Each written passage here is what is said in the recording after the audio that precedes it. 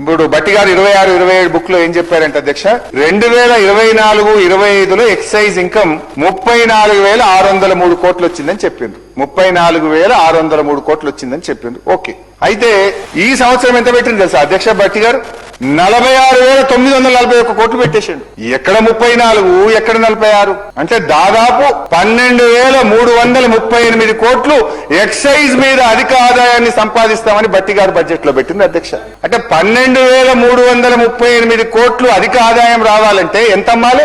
Regular గా అమ్మే excise కంటే ఇంకో 25,000 కోట్ల మందు ఎక్కువ అమ్మితే నీకు 12,000 కోట్ల ఆదాయం వస్తుంది. అంటే 25,000 కోట్ల రూపాయల మందు ఇంకెక్కువ అమ్మాలంటే గల్లీ గల్లీకి బెల్ట్ షాపు, గ్రామ గ్రామానికి బార్ షాపులు పెడతారా అధ్యక్ష? అంటే ఈ రాష్ట్రాన్ని తాగుబోతున్న తెలంగాణ చేస్తారా?